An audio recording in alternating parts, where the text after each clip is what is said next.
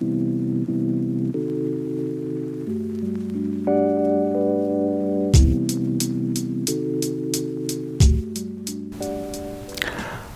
back, everybody, to another Postscript. I hope you enjoyed this last Sunday's Remembrance Sunday service.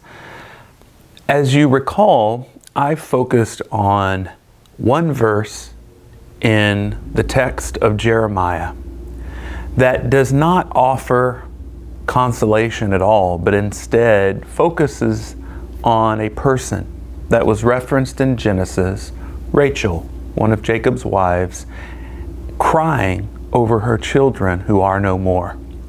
I spoke a little bit about not only the original context of the book of Genesis, but also Jeremiah's midrashic play with that verse in order to communicate some of the sadness and the mourning that would have happened for those in exile. Jeremiah, like many other prophets, is speaking to a people who have been displaced, who are anticipating return, but during the time of exile or between exile and return, there have been losses. And so Jeremiah acknowledges that. And I wanted to focus on that because I think too often we move from grief, if we let ourselves experience it at all, into rejoicing or work, busying ourselves so as not to sit and be present with what we are experiencing. And Rachel refuses the justifications that may have been offered to her. Rachel also refuses the consolation that some may have attempted to provide, much like some have probably attempted to provide you in your life when you've gone through grief. And if you're anything like me, I sometimes push back pretty strongly against some of these consolations and these justifications. Not because I don't appreciate people's efforts, but because I am not ready to move on from where I'm at. There are things that we are all called to experience.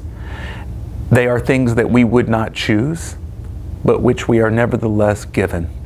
And by confronting them, sitting with them, being with them, I believe that a path forward gets clarified. We know which steps to take, but if we don't let ourselves spend enough time in that place, then we may end up deferring that experience because it will come back around. Grief deferred is not grief dealt with. And so what I wanted to focus on in our Remembrance service was the importance of that. You and I have both witnessed more grief than we can even comprehend around the world and locally in our lives, just in the last 2.5 years. I wanted to emphasize that because one of the things we get to do here as a community of faith is to be present for people wherever they're at in life. Maybe they're experiencing joy, maybe they're experiencing disappointment or disillusionment, or maybe they're going through the series of emotions that we call grief. Wherever they are and whoever they are, they're welcome here, and we are called to be present.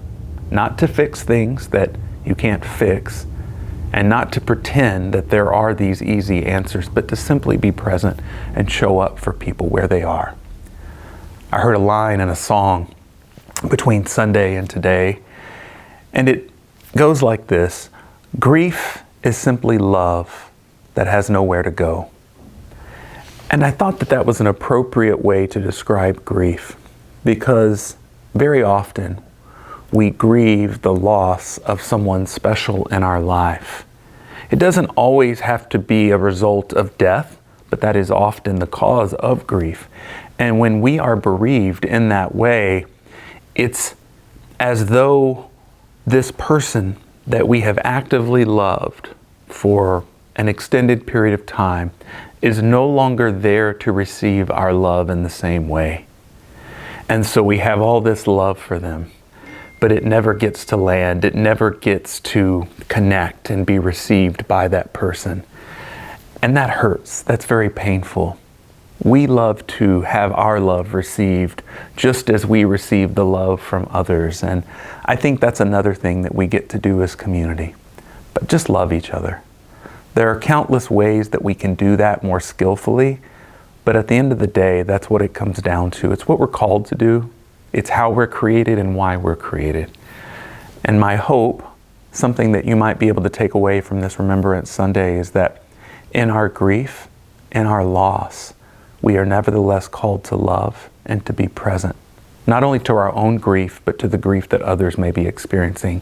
And by being present, by not rushing through or pretending or denying or justifying, by simply being present to that grief, the grief of the other and the grief that we ourselves might be experiencing, we will grow, we will have our path clarified, and we'll be able to experience a new and perhaps even renewed intimacy with our Creator. Thanks for joining today. I hope that you were able to even maybe take something from the postscript. And if you haven't looked at the service, go back and take a look at it. Look forward to seeing you next week.